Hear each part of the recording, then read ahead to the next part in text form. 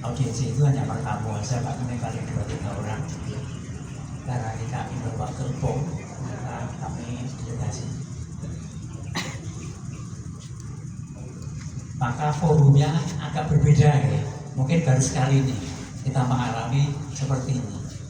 Tapi bagi saya pribadi, lulusan KMPI dan HIMI ngajar biasa. Pak Wali ini juga lulusan S1-nya HIMI, Pak. S2-nya KMPI. Jadi di dalam menerima kita ini ya seperti ini. Karena menerima delegasi. Kalau audiensi benar diterima di dalam sana. Tapi karena kita delegasi orang pergerakan, tempatnya ada di sini. Pada kesempatan ini kami dari beberapa itu sangat peduli, Pak. Sangat peduli di dalam menyikapi khususnya mengenai peredaran miras di Kota Solo. Ini yang menjadi keprihatinan kita bersama sesungguhnya. Mudah-mudahan pimpinan semuanya juga merasa prihatin, bukan hanya delegasi saja, karena miras ini adalah penentu nasib bangsa negara, terutama pada generasi muda. Jadi kalau kita tidak berhati-hati di dalam menyikapi peredaran miras ini, kita akan merosot seperti apa yang ditulis dalam buku Nobel tahun 30 yang judulnya Sulit, NKRI akan menjadi negara gagal karena kita tidak mampu menyiapkan generasi muda yang baik karena sudah dirusak oleh suatu keadaan melalui miras. Mungkin sebelum saya lanjutkan, saya persilakan mungkin Mas Burhan bisa menyampaikan kondisi lapangan yang sebenarnya seperti apa, sehingga kalau kita memahami kondisi lapangan yang sesungguhnya, kita akan mampu memberikan satu solusi yang bagus. Walaupun pada kesempatan ini Pak Wali, kami sudah menyiapkan satu solusi yang bagus. Dan yang terakhir, saya tidak lupa mengucapkan terima kasih kesediaan Pak Wali untuk siap menerima delegasi. Ini jarang loh, jarang. Seorang pejabat, seorang pimpinan berani untuk menerima delegasi. Di sini yang saya ketahui ada 3, Pak. 3 pemimpin. Yang pertama Ketua DPRD Pak Budi berani menerima kita. Kemudian kedua Kepala Kejaksaan, Pak, luar biasa, Pak. Pada waktu kami di sana, sesungguhnya kantor sudah tutup, tapi malah dibuka. Dan setelah selesai, Pak Kepala itu menjumpai kami, yuk masuk, kita bisa-bisa, luar biasa. Yang ketiga adalah Pak Wali. Alhamdulillah, untuk ke depan nanti Pak Wali selalu seperti ini, Pak. Terima kasih. Monggo, Pak Burhan, kami silakan. Assalamualaikum warahmatullahi wabarakatuh. Yang kami hormati Bapak Wali Kota Surakarta dan juga para sesepuh kami, para ulama dan para tokoh-tokoh aktivis dan juga para aparatur pemerintah yang bisa mengedit. Kami untuk memulai agar ada gambaran apa yang terjadi di lapangan di Kota Surakarta terkait miras.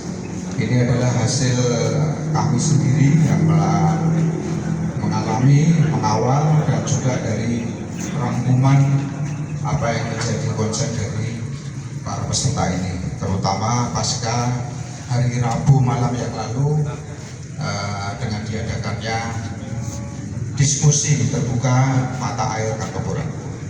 Baik, yang pertama mendasari kebetulan saya juga sebagai pengurus MUI dan saat itu kami mendapatkan tugas terutama dari almarhum Ketua MUI waktu itu, Yai Abdul Aziz, berupa surat pernyataan sikap dan himbauan Majelis Ulama Indonesia Kota Surakarta terkait maraknya minuman keras Kota Surakarta. Kemudian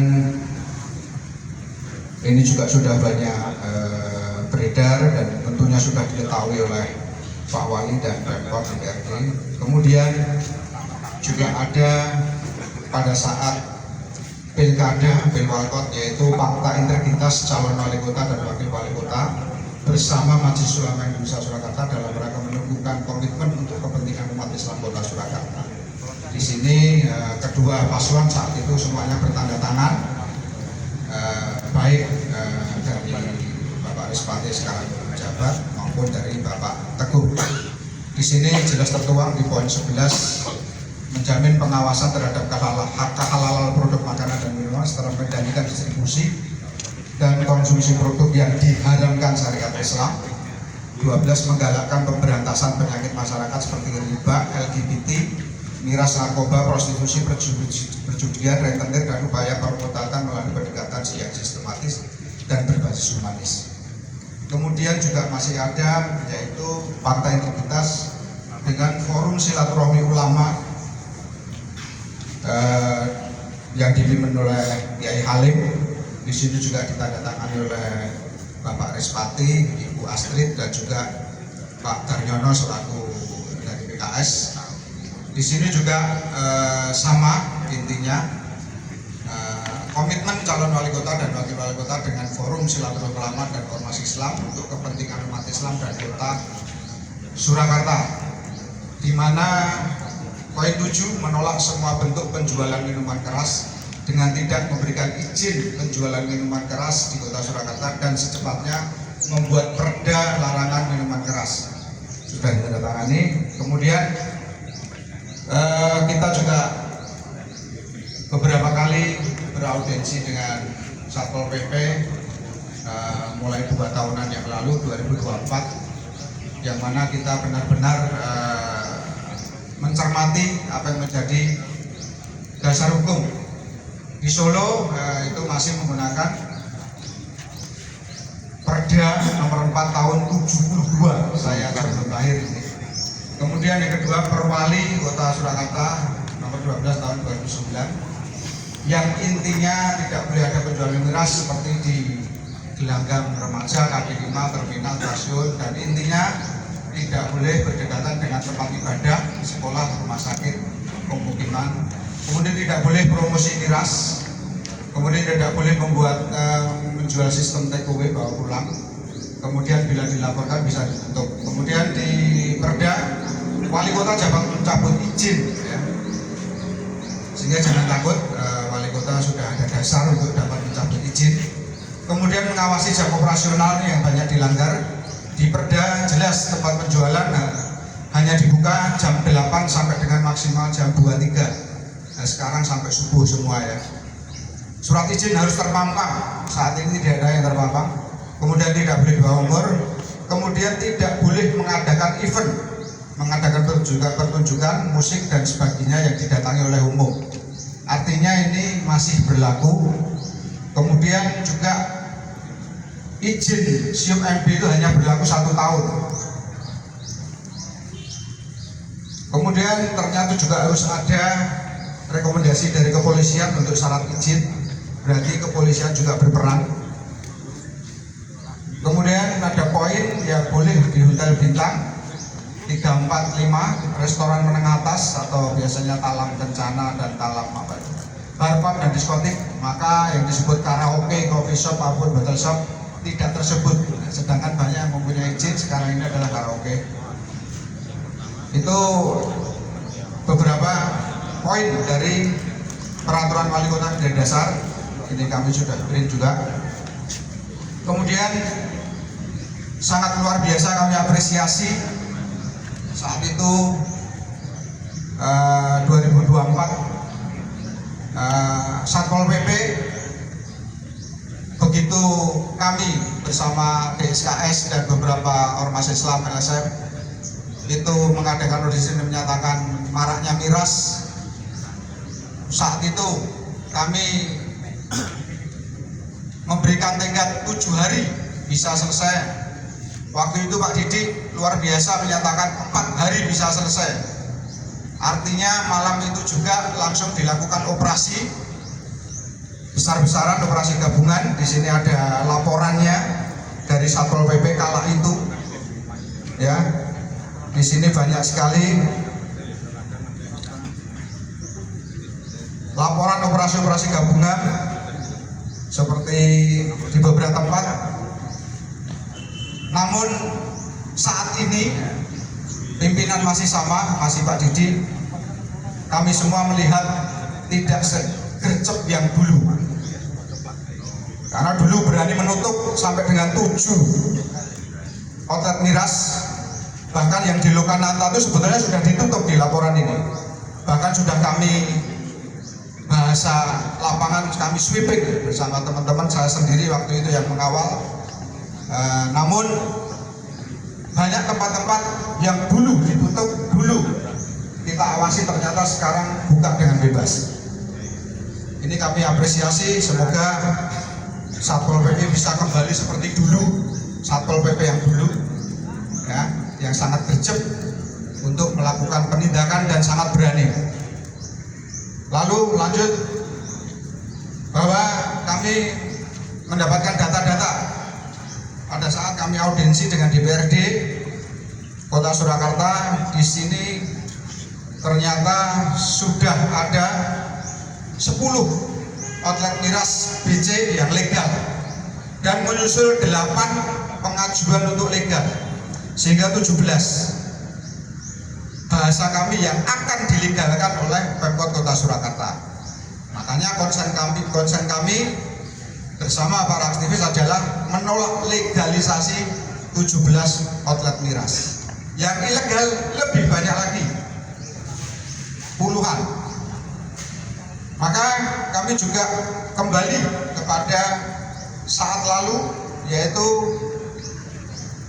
saat kami bergerak membersihkan baju dari 2 outlet miras.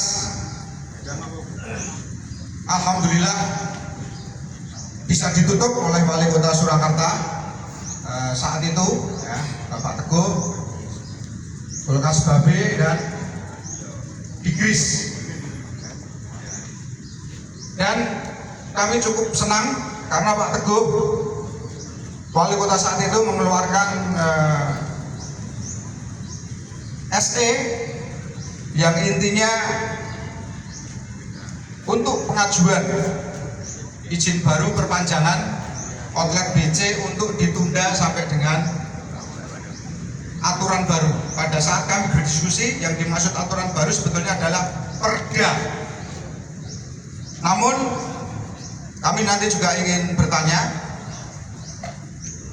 tujuan SE saat itu supaya izin-izin yang terlanjur ada saat itu banyak yang selesai 2025, sehingga dengan adanya SE itu tidak ada pengajuan baru dan tidak ada perpanjangan, sehingga ada maksud Pemkot Surakarta untuk menata. Namun menurut data dari ini, justru tahun 2025 ada 7 rekomendasi untuk izin miras BC. Ada semua nama-namanya, dan tahun 2025 jelas ini sudah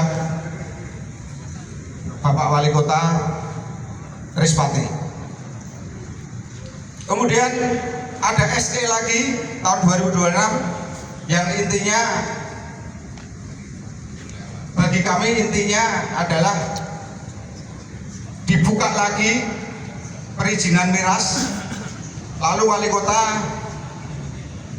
melakukan pembatasan maksimal 17 outlet. Maksimal 17 berarti pas 10 2025, 8 berproses. Kami ingin tahu apakah proses itu benar-benar dijalankan, karena ada surat dari Dinas Perdagangan yang menunggu izin. Bagi kami ini artinya justru memfasilitasi izin atau membantu izin atau memuluskan izin dari miras paling lambat 6 Agustus 2026. Berapa hari lagi, ya. Sehingga ini nanti monggo dari para yang hadir untuk bertanya langsung. Ini gambaran dari kami, termasuk ini sudah ada, sebetulnya sudah ada pembentukan pengawasan, tim pengawasan alkohol. Pengawasan, intinya pengawasan lah, tim pengawasan yang dibuat oleh Wali Kota Surakarta atau Pemkot Surakarta untuk mengawasi peredaran minuman keras, perizinan dan sebagainya. Namun kenyataan di lapangan setiap minggu kami mendapatkan laporan adanya kafe-kafe miras atau outlet miras baru. 2 minggu yang lalu kami dikabari dan sempat ikut mengawasi adanya kafe miras di Jalan Museum dekat masjid di Sumedari, seberangnya Figura. Udah ada videonya menjual A, B, C. Kemudian seminggu kemudian baru hari Rabu yang lalu ada di depan SMP Al-Islam Begalon, Panularan, itu kulkas babe, ada videonya. Nah, belum yang lain-lain informasi yang masuk. Padahal sudah ada tim pengawasan miras. Nah, ini yang diawasi penjualnya atau kita yang diawasi? Jangan-jangan tim pengawas itu justru ngawasin yang protes. Yang protes miras. Tadi ada aktivis juga yang kepada kami akan melakukan demo atau bahasa lapangan sweeping lah di wilayah yang 2 itu tadi, tapi kami stop dulu, barangkali nanti sudah ada jawaban sehingga tidak perlu lagi melaksanakan demo. Lalu terakhir, semua upaya sudah kami lakukan. Kalau dari dulu, kalau bicara kondusivitas, kita sudah ngerim. Beberapa kali teman-teman Laskar melakukan rihlah malam hari, kami juga berusaha ngerim, koordinasi dengan aparat keamanan supaya tidak terjadi hal-hal yang tidak diinginkan. Karena teman-teman yang di lapangan ini onone wani, tidak peduli backingnya siapa. Ini ada di sini Pak Mahrus, saat dulu menolak miras di Gatsu itu sampai dengan oleh oknum ya dikeluarkan senjata api dan ditembakkan 2 kali. Ya ketawa saja beliau. Untuk dibalas di bom. Silahkan pelajari siapa Pak Mahrus. Jadi si backing ini tidak mempelajari siapa yang dihadapi. Itu pun tidak terpancing, sehingga mohon Solo benar-benar kami mohon Bapak Wali Kota untuk benar-benar hal ini masalah kerawanan kondusivitas Kota Solo dijaga. Saya pun waktu memantau Gatsu dikepung ya 20 orang lebih, sampai orang-orang yang ada di kantor Solo bisa tanyakan ke Mas Irul, sampai lari semua. Tinggal saya seorang dikepung sampai dengan 20 orang. Apakah saya membelas? Kalau saya mau membelas, saya bisa, kami dengan teman-teman bisa balas dengan mengerahkan ribuan orang untuk mengepung KP tersebut. Tapi itu tidak kami lakukan. Oke? Artinya semua sudah kami lakukan, bahkan sampai dengan demo kemarin. Dan Mas Wali juga, Pak Wali Kota juga menjawab, yaitu hak-hak saja yang mengungkapkan pendapat. Kami tetap akan melakukan penataan dengan pembatasan. Dalam arti kami berarti tetap akan melegalkan 17 outlet miras. Kalau memang itu yang akan dilakukan, ini sudah hasil berembuk, maka mohon kami minta saran Bapak Wali Kota. Bila Bapak Wali Kota tetap melakukan hal itu, kami mohon saran, apa langkah yang harus kami perbuat untuk mengkritisi, menasihati, ataupun melawan apa yang menjadi keputusan Bapak Wali Kota Surakarta. Apakah demo berjilid-jilid, apakah sweeping konco-konco, apakah menemui orang tua Bapak Wali Kota atau istri Bapak Wali Kota untuk menasehati, atau guru dari Pak Wali Kota, guru ngaji, atau ini sudah siap beberapa lawyer yang akan melakukan gugatan hukum atas keputusan perizinan dari Wali Kota. Artinya dari keputusan semuanya kami ingin bahwa 10 outlet yang sudah diizinkan itu ditinjau ulang. Kemudian proses 8 yang sedang berproses, 2 hari lagi ada pengumuman apakah tetap diproses atau ditunda. Itu pertanyaan dari semuanya. Nah, inilah hal-hal yang mendasari kami semua hadir di sini. Demikian, terima kasih. Ini hanya pendalaman. Nanti monggo bisa bertanya langsung kepada Bapak Wali Kota ataupun Bapak Wali Kota bisa langsung memberikan statementnya. Demikian dari saya. Wassalamualaikum warahmatullahi wabarakatuh.